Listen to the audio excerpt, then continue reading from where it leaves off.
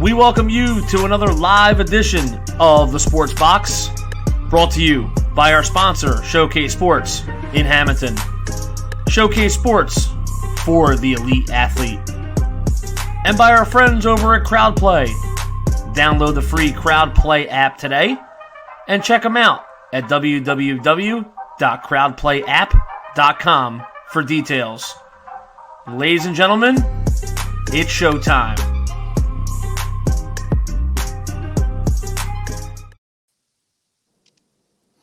Hey everybody, welcome to a special edition of Cage My IQ. I am your host, D-Bake, joined by my co-host, Jim. And then we got a wonderful guest today, and this is UFC middleweight contender, Eryk Anders. How's it going? Hey, what's going on, fellas, man? Thank you for having me. Yeah, thanks for being here. Yeah, thanks for joining us today. As you know, he fought last week in a controversial no contest. But today we're having him on so we can learn a little bit about him, how he got started from NFL. He did football and then transitioned over to MMA and just learn a little bit about him. So first off, we just want to welcome you. He's 13-5-1 with the one no contest in his career. And then 11 no contests? Ooh. One no contest. Oh, okay. Yeah, that would be crazy if it was 11. But the first thing I just wanted to ask you was, how was it like being the son of a military mom growing up? Man, it's had its ups and downs. We moved about every 3 years, so it was really difficult to develop long-lasting friendships and stuff. But in retrospect, as an adult, I thoroughly appreciate it because, man, we lived overseas, we lived in different countries, we moved all around the United States. So, I think my perspective on, I think when you're young, you're growing up, you're absorbing all these different cultures and ways of life and things like that. I think it's just so beneficial to, a young developing mind that, it's something that I try to do for my kids now. Obviously we're stationary, we don't move, but, I try to, take them overseas and show them the world and different cultures, languages, and customs and things like that, different foods. And, just kind of broaden your horizons and, enhance your perspective on life and, other people's ways of life.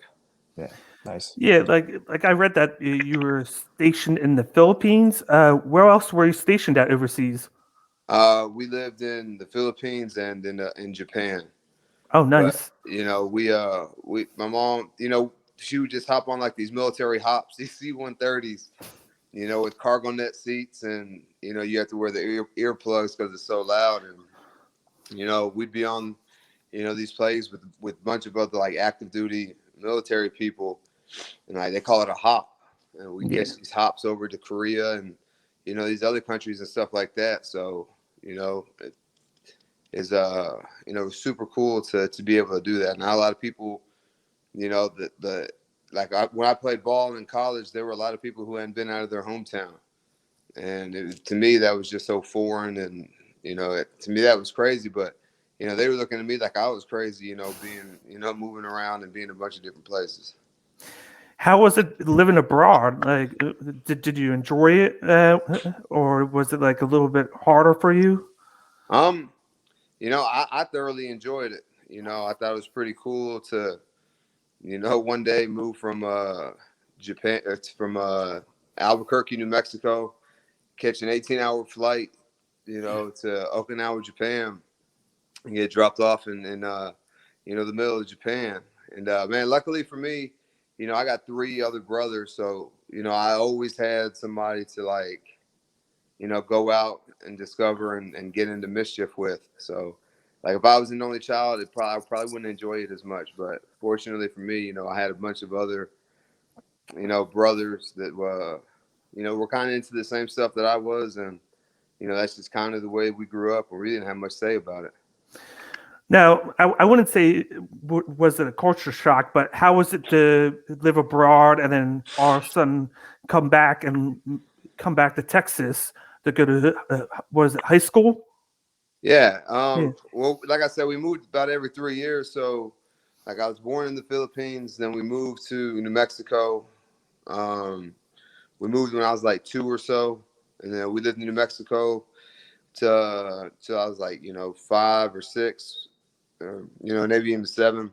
Then we moved to Japan for 3 years. Then to Maryland, no, to excuse me, to Alabama for like 9 months. Then to Maryland, and finally finished off in Texas. And even just moving from like state to state, it's obviously it's still in America, but man, people do things differently. The food is different. Uh, from the South to the Southwest to, I guess Maryland is still technically the South, but man, they just, there are little subtle differences, but even between the states and the regions of the state. So, it's just, have a wide perspective on things. Now, I noticed that when you went to Texas, it said that's when you started playing football. Is that true? Did you play earlier on, or is that when you actually started playing? And then what led you to play football? Oh no, I started playing football when I was like 7 years old. When we were actually living in Japan, when we first moved there, we were living off base because there's only a certain number of houses on base. Like on base housing is what it's called, and so you got to wait for somebody to move out and then you move in, kind of thing. So we were living off base and then moved on base, and that's when I started playing football. Simply because my oldest brother started playing football, and like I'm 3 out of 4, so he's like 5 years older than me, and so I don't know if all little brothers are like this, but everything my oldest brother did, I wanted to do as well. So he started playing football, so I was like, I want to play football, and played every season up until I didn't play anymore, until I got done in college, pretty much. Now, did you walk on to Alabama, or did you get a scholarship? Nah, I was on scholarship, but the way I got on scholarship was because somebody didn't qualify academically. So like 2 weeks before the season, before you had to report to camp for 2 days or whatever, they gave me a call, and I came on my visit because I was going to go to Ole Miss. And Okay. then they gave me a call, and basically told me what had happened, and I signed on my visit, and then I went home and came back on. Went home for like 2 days, packed my stuff, and then my mom dropped me off on the way to work on a Monday. Wow. To the airport. Sounds like a good decision, though, right? Yeah. Best decision I made, and at the time I was like, whatever. I just now I get to go play ball for free, and that's what I wanted to do. So. Well, anytime you can play for Nick Saban. Well, Nick Saban wasn't even there. Shula was the coach. Mike Shula was the coach at the time. So we it wasn't like what it is now. So Yeah.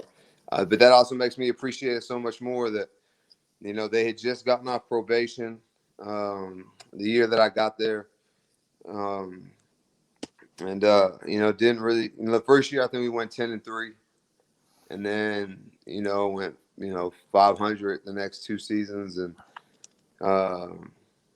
then they fired Shula and hired Nick Saban like in the middle of the night, and that's kind of when everything changed. Now, how was it like to play for Nick Saban, and what was it like to win the national championship that year?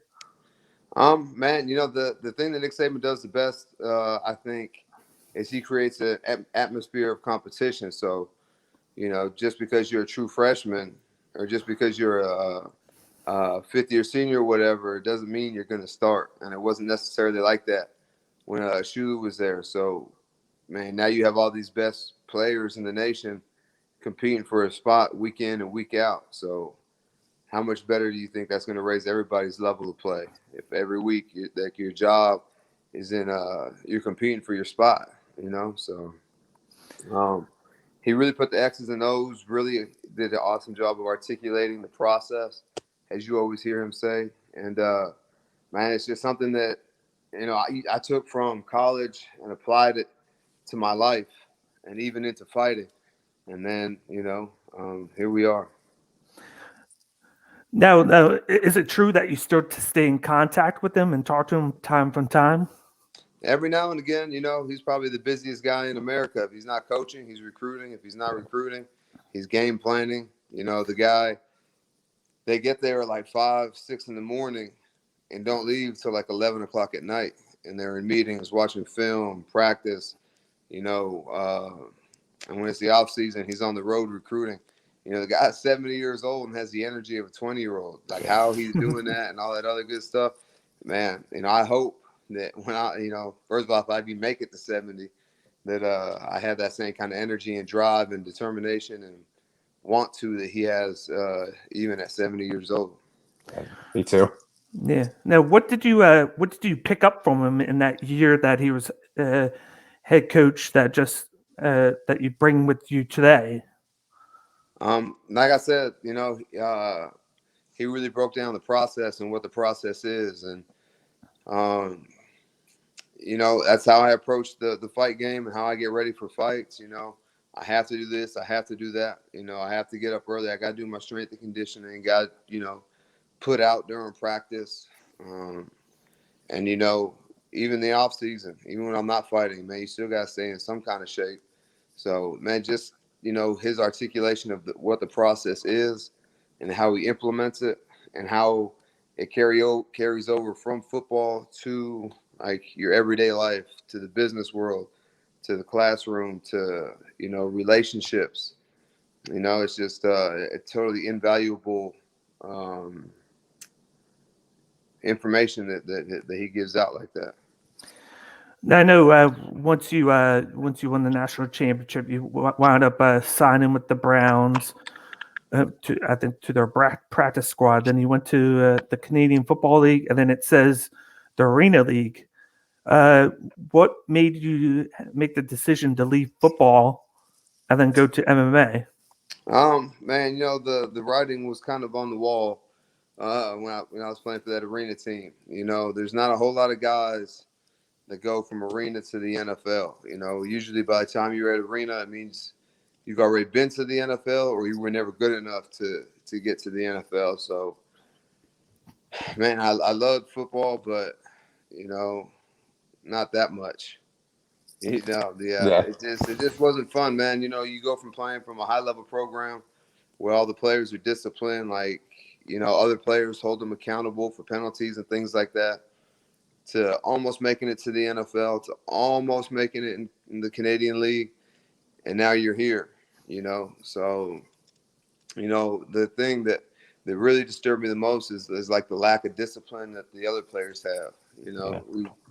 I just didn't want to and couldn't be a part of it. And, I already had a kid, and, if it wasn't the NFL, then, I just, I didn't want to play anymore. Gotcha. Now, what led you to MMA? Was there somebody that was like, you should try this out, or you just randomly decide, let me try MMA? I wrestled a little bit in high school, so I started with jiu-jitsu, and then just kind of, evolved and just wanted to do more and more and more. Sparred for the first time, and that was it. I was hooked. It seems like nowadays it seems like you're getting all these football players. I feel like that are, if they don't make it or if they're retiring from the NFL sooner, they're going to MMA because a lot of them have that one thing. It's either they might wrestle on the side, and then all you really need to do after that is learn another background. What would you say your backgrounds are?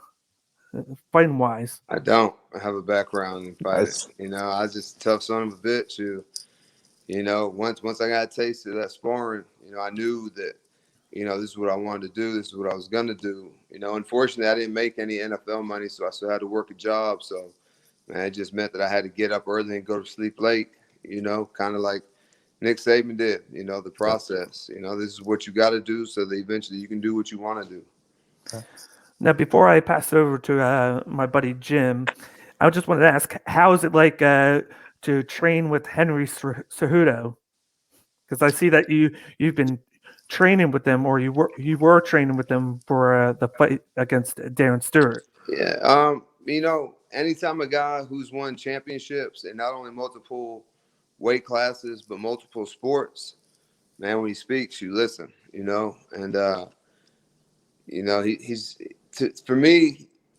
There's not a lot of athletes that can do and have done that can articulate how and the why. There's a lot of guys who have a nasty double leg but can't really necessarily tell you how to, the when, the why, the how, because they can just do. No one ever had to teach them these things. These are just like instincts that some of these guys are born with. And clearly he's got those instincts, because without instincts and being an athlete, I see he's not going to be an Olympic champion. He's not going to be a 2-division champion. So, man, he's done a really good job articulating, the why you're doing what it is you're doing. Because you see, like, a lot of guys, they try to like emulate Conor McGregor and Israel Adesanya, but they don't know what they're doing or why they're doing it. And that's why, they don't have the success that these guys have. I mean, obviously they're not as good as them, but man, if you're just out there moving and don't know why you're doing what you're doing, it's a good way to get clipped. It's a good way to get, you're not going to be as effective if you don't know why you're doing what it is that you're doing. Absolutely. And to me, that was the best thing that he did was, this is why you do this. This is why you do that. This is when you do this, is when you do that. Nice. And you got any questions, Jim? Yeah. I want to stick with fighting. In your career, you've been called up 5 times as a replacement, and you talked about kind of staying in shape on the off season. Are you somebody who stays in shape constantly, or is there like a specific weight that you just like to be at just in case your number's called? Man, I really, the only thing that changes is my diet. Okay. I'm getting ready for a fight. I'm a fat kid at heart. I'm a soda, beer, pizza, burger drinking, kind of guy. So, I tried, just in November to take a short notice middleweight fight. Mm-hmm. Was out there on the island, and man, just had a really, really hard time making the weight, and actually got pulled from the fight. So I don't know if I can do short notice, middleweight fights, but 205, I'm in there like swimwear. Okay. What's like a natural weight that you walk around? It varies, man. Anywhere between 220 and 230. Okay. Did you have a chance to watch the fight back with Stewart? Yeah, I've watched it a few times. Okay. Yeah. Did you obviously, since watching it, you heard DC and Bisping comment on how good you looked. Best shape of your life. You looked huge at 185. Do you attribute that to switching camps and going from Alabama to Arizona? Yeah, 100%. My strength and conditioning coach out there in Arizona is Chad Ike. This guy's trained at the Olympic Training Center. Used to get guys ready for the combine. He's had 2 kids of his own wrestle collegiately, so he understands what it is you need to physically prepare for a fight and a weight cut. And before him, I thought, I would run all the time, and I was running like 28, 30 miles a week and just killing myself, trying to make weight. But he was like, nah, don't do that, because you're cutting into your muscle mass, and then you can't hold as much water, and then it makes it hard to cut, and yada, yada, yada. So, man, I probably ran 30 miles total this whole camp, and so, I was a little bit heavier showing up on fight week, which kind of like, had me sweating a little bit. But, I was just, these guys have done it. Eddie Chaw, Santino DeFranco, these guys have been there, done that, coached in championship fights, won championship fights, and have cornered, thousands of fights. So, man, they just told me, just trust our process and the way we do things, and it's going to work out. And, man, it was the easiest weight cut I have. It's the freshest I've ever felt. If you watch the fight, man, you watch any of my fights previous, man, I feel and look like a totally different human being. And, before that fight, I was really contemplating even fighting at middleweight anymore, just because I dreaded those weight cuts so bad. I bet. It was so smooth and effortless, do this. I literally just did what they told me to do, and everything worked out perfectly. Yeah. I mean, you had that fight in the bag. Honestly, I think it should have been stopped a little earlier when you had him on the ground. And I know it was a heat of the moment thing, not intentional with the knee. Do you think that that rule should be kind of expanded or explored a little bit more? Because DC even said like he's been looking at that, and we saw it with Peter Yan and Aljamain that it kind of Um, it happens. this is the thing. I think when a fighter is playing the game, he's up, he's down, he's up, he's Yeah. down, he's getting up, he's going back down. That's on him. And I'm not trying to pass blame. I'm not trying to, say it's not my fault. I threw an illegal strike, got ruled no contest, came home with half my money, which to me is the biggest penalty you can pay is the financial penalty. Yeah, absolutely. Especially in a fight that I was winning as dominantly as I was winning. But I've always felt that if they're playing the game up, down, up, down, up, down, I'm up, I'm not down. It's hard to see where they're at because, I'm staring down, at his back, in the back of his head. Can't really necessarily see where if his knee's up or down. And again, that's on me. But I think should be some gray area it should be situational. Yeah. Peter Yan, there was no question that Aljamain Sterling was down. He was on all fours facing him. I had the cage on the other side, so it's, I think, a little bit different circumstance, but, it is what it is. It's going to be a rule till it's not anymore. Yeah, and you owned it immediately. So that, it takes a lot to own it. And do you want the next fight to run it back with Darren, or is it on to the next? Whatever name comes across that contract, Okay. if it's his name, if it's somebody else's name, if it's in a higher weight class, it is what it is. I just signed on the line to get prepared for the next guy. Yeah. Do you see yourself fighting more at middleweight or light heavyweight? Middleweight. Yeah. Just because, 205, like I said, I'm down for the short notice thing. But as you can see, when I have a full camp, it's I feel great and look great. Yeah, you're a monster. Do you want are there dream opponents or somebody that you see ahead of you in the ranking that you're I match up great with him, I want to take his number? Man, I think I match up great with a lot of guys in the middleweight division. Some guys may be a little more skilled, a little more, a little faster or whatever. But I think that there's few guys as tough as me, and now that I think I found my home and at Fight Ready. I think that I'm just going to be a totally different animal. I think I looked faster. I was in better shape.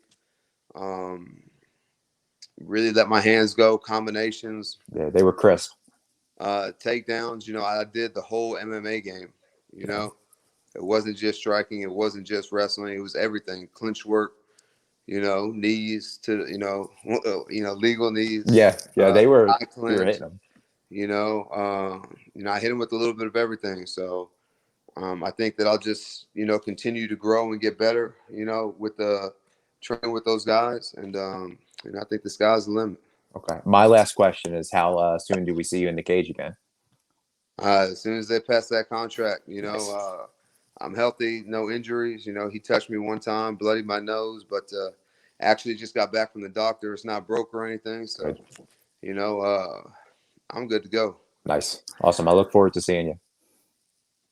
Now, with the main event of that card, how did you feel about the eye poke? And then, do you think that they should be changing the gloves, or do you think it was just there's nothing really you can do because of how it happened?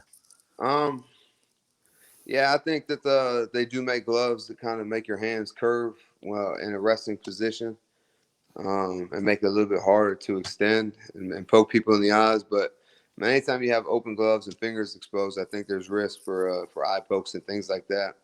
I do think that those two should run it back. The fight was just getting started. And, I certainly understand Leon's point of view and Muhammad's point of view.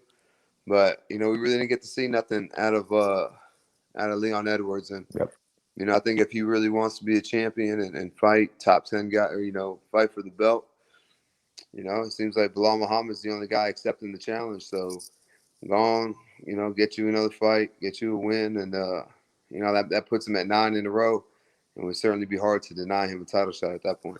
Yeah, the whole MMA community has been like split with that, and then some have said it's just a part of the game because, just like you said, the open gloves, it's going to happen eventually.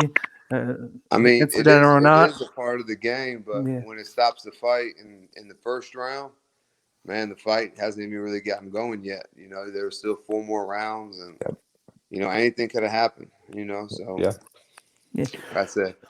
So right before we get ready to go, I don't want to waste too much of your time. What are some of your hobbies that you do outside of MMA just to keep your mind off of this so you don't have too much? Like I know we were on your Instagram. We saw that you had got comics. Is that like comics for yourself or is that for your sons? Nah, you know, I'm into comics because my kids are into comics, you know. I read them as a kid, and man, a buddy of mine, Papi Chulo out there in California, he owns a comic book shop, so he just sends me random comics from time to time, and you know, me and my kids will sit down, read them, and you know, talk about it, and just enjoy the time that we have. Especially, you know, I've been gone for 2 months, and so you know, everything that I do now, I want to do with the kids and my wife and stuff. So you know, that's what we're doing is you know, reading comic books, watching movies, and eating real good. Nice. Is there any favorite movie that you've watched recently? Nah, I think we're gonna go check out that King Kong movie tonight. Okay. King Kong versus, you know, Godzilla or whatever. See how that goes. So. Are you gonna be checking out the Snyder cut of Justice League? Man, I heard it's 4 hours long, man. I'm not gonna sit there for 4 hours. It's crazy. That's a lot. Yeah, it is. Braveheart is about the longest movie that I can sit through, and it just so happens to be my favorite movie, and it's like 3.5 hours long. So nice. Anything longer than that, I know the movie's not going to be as good as Braveheart, so I'm not going to be able to do that. Is there any like comic that you and your kids like a lot? Like any favorite storyline? I don't know about storyline. We just kind of read and you know, like there's a lot of them, man. There's like Iron Man over there, Venom versus Carnage. Nice. So man, there's, you know, I don't think that they have a favorite one or anything like that. I think they just enjoy like the animation, and you know, they get to use like their own imagination within the comic book. You know, they can change the characters' voices, how they sound in their head, or you know, just little subtle things like that. So I think that they really enjoy the reading of the comic book and putting their own little spin on the plot and, you know, what's going on within the comic. Cool. Cool. Definitely so. But we would like to thank you so much for coming on today. It was nice of you to take time out of your day to do that. We want to thank you for that, and we want to wish you luck in the future. I feel like you're gonna be a big player in the middleweight division in no time, and I'm definitely gonna be rooting for you. I appreciate it, man. Thank you guys for having me. Yeah, no problem. Roll Tide, man. Yep. Roll Tide, baby. And for anybody that doesn't know, this is Eryk Anders of UFC. You can follow him at ERYK Anders on Twitter. So definitely follow him and keep track of him. And we're going to look forward to seeing him fight as soon as possible. But that will wrap up today's special interview with Eryk Anders. I am D-Bake, and this is my co-host, Jim. Everybody have a nice day. See you. Thanks, Eryk. Thank you.